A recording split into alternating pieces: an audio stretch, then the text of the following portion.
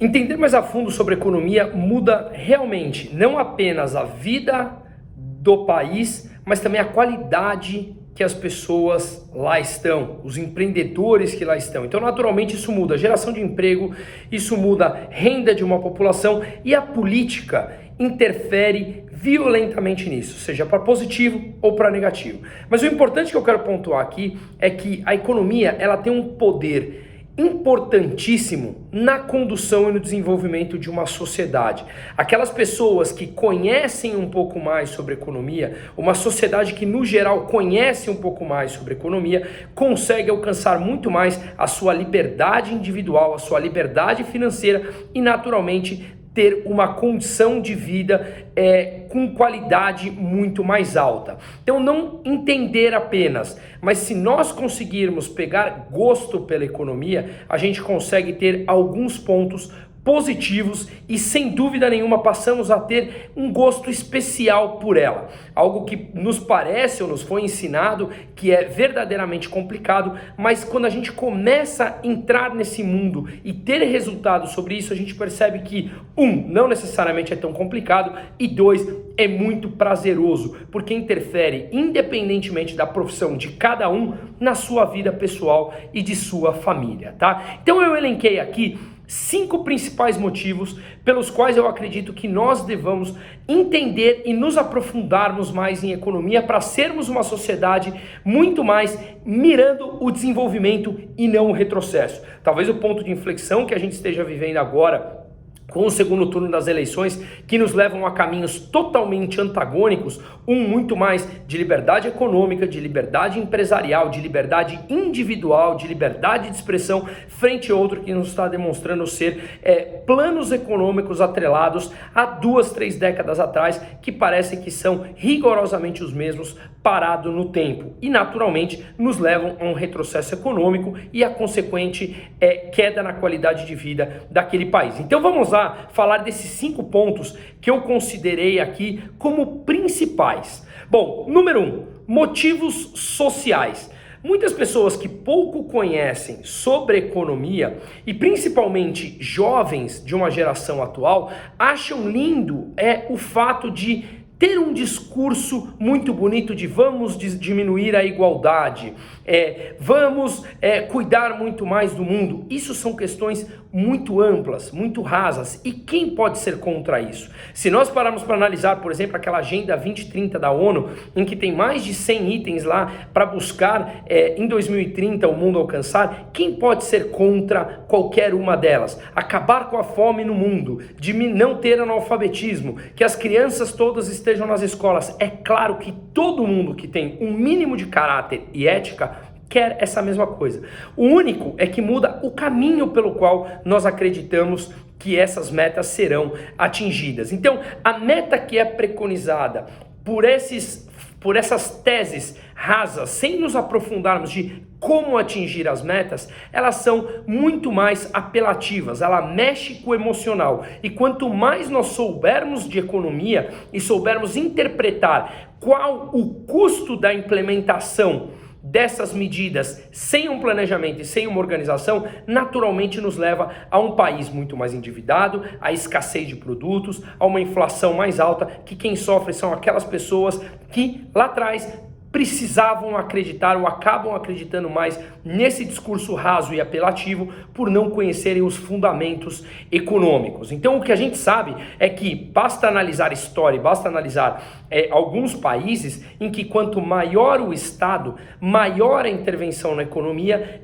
eles precisam arrecadar mais para conseguir suprir aquela fome insaciável de um Estado gigantesco, e isso leva a consequências econômicas como maior endividamento, desvalorização da moeda e muito mais inflação. Então o que a gente prega é que todos nós queremos o bem do próximo. Qual o caminho? O caminho natural dos países mais desenvolvidos quanto mais livre, quanto mais capitalismo de livre mercado, quanto mais empreendedorismo, mais há geração de emprego, geração de renda para todos da sociedade, independente da classe social. Mas, de novo, precisamos ter um mínimo de conhecimento de economia para que a gente consiga ter uma análise e aprofundar numa análise. Ainda mais no mundo de hoje, como a autoimagem vale muito mais do que a maturidade intelectual. Número 2, não ser enganado pelo governo e influenciado por suas decisões muitas vezes inconsequentes.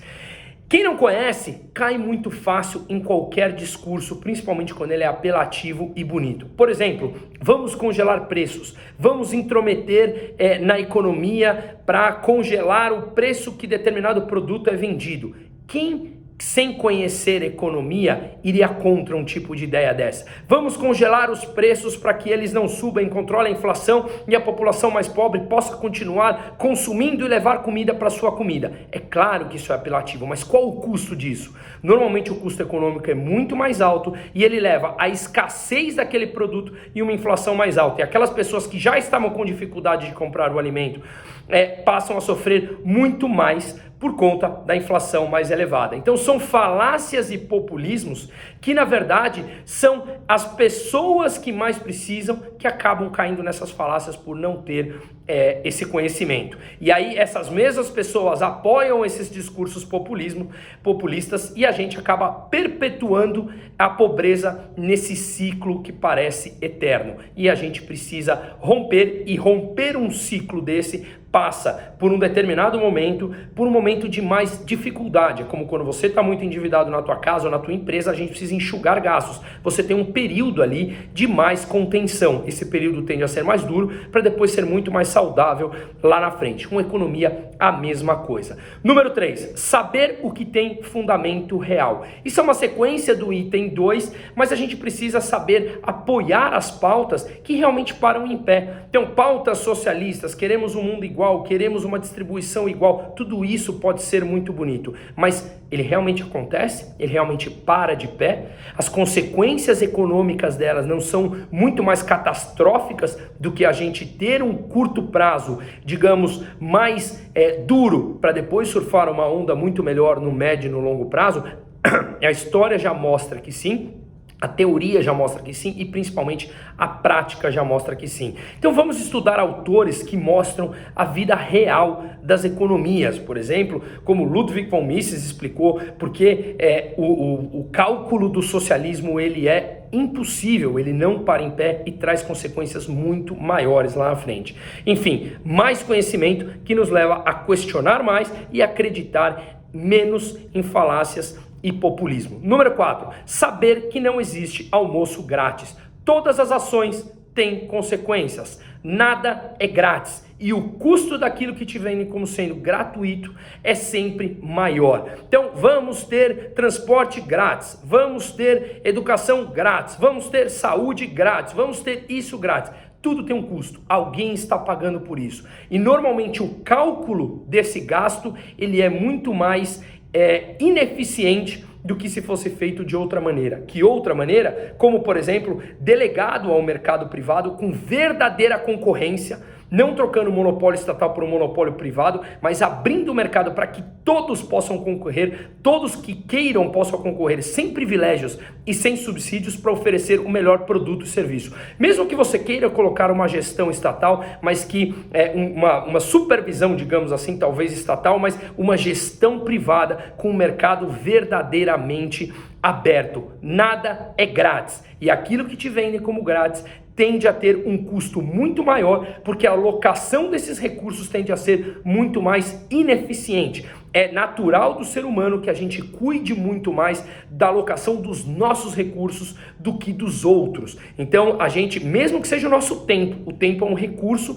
e ele é escasso como todos os outros recursos. Você tende a cuidar muito mais do seu tempo do que, de repente, do tempo de outros. Então, quanto mais uma empresa ou muitas empresas estiverem com o mercado aberto e concorrendo para poder oferecer um melhor produto ou serviço, para só assim lucrar, só consegue lucrar e ter o benefício, o benefício de lucro, se ela conseguir oferecer um produto ou serviço de qualidade, naturalmente ela vai ser bem sucedida porque ela está oferecendo um produto ou serviço de qualidade para os consumidores que saem beneficiados com isso. Então não acredite que há qualquer coisa grátis. O custo é muito maior e a alocação dos recursos por terceiros tende a ser muito mais ineficiente do que quando feita por uma gestão altamente competitiva, tá? E número 5, para defender a liberdade, coisa que está acabando hoje aqui no Brasil e a gente não pode permitir que isso aconteça. A Escola Austríaca de Economia, que é aquela que eu mais me identifico,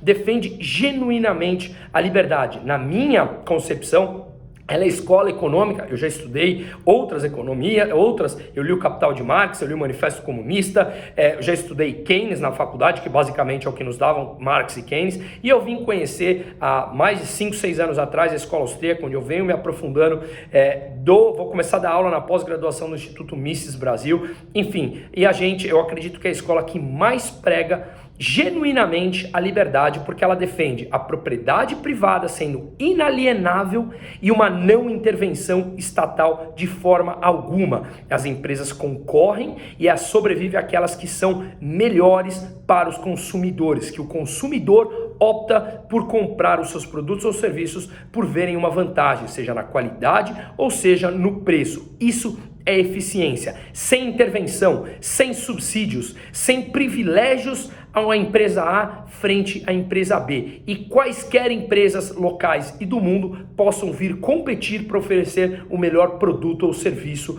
para a população. E naturalmente, quando o Estado ele é menor e sem intervenções, ele não precisa arrecadar tanto imposto para se bancar, uma vez que ele não precisa de tanto dinheiro, já que ele é menor. Então sobra mais dinheiro na mão da população, que tem a livre escolha de, mais bem educada, como gastar o seu dinheiro. Isso é livre escolha, isso é liberdade. Outras escolas, como a keynesiana, como a marxista, nem se fala, elas pregam muito mais alguma intromissão que seja do Estado. E isso gera uma distorção. Qualquer intromissão no livre andar da economia leva uma distorção natural de preços, e o preço é o que forma uma economia. Quem determina a oferta e a demanda são os consumidores, e o que leva a isso, o que mostra essa demanda, se ela é alta ou se ela é baixa, é basicamente como os consumidores determinam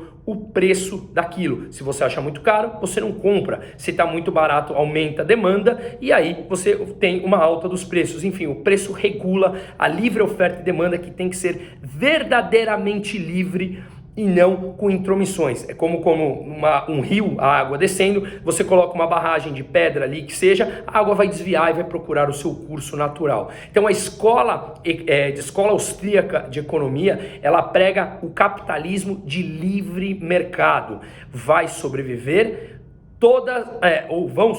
todas as empresas que não sofrem intervenções, não há intervenções na escola austríaca, e elas conseguem oferecer um produto e um serviço de qualidade que são escolhidos pelos próprios consumidores, tá? Então falei aqui de 5 pontos, que são os motivos sociais, não ser enganado pelo governo nem influenciado por notícias populistas, saber o que tem verdadeiramente fundamento real, saber que não existe almoço grátis e defender a liberdade. A forma como os políticos conduzem a economia muda por completo o desenvolvimento de uma sociedade. E como eu falei aqui, a escola austríaca prega a praxeologia, o estudo da ação humana. E a ação humana não pode ser colocada numa fórmula. Ela é subjetiva, ela é temporal. Depende do momento e depende do ser humano. E isso que forma a economia. As ciências econômicas não pode ser uma completa ciência exata em que você joga numa fórmula e traz um resultado. As pessoas optam por coisas diferentes, nos momentos diferentes, e têm vontades, necessidades e anseios diferentes. O resto é discurso populista. Conheçamos a economia, porque isso nos torna muito mais livres e nos torna muito mais responsáveis com a alocação do nosso capital, do nosso tempo, para o desenvolvimento de uma sociedade futura.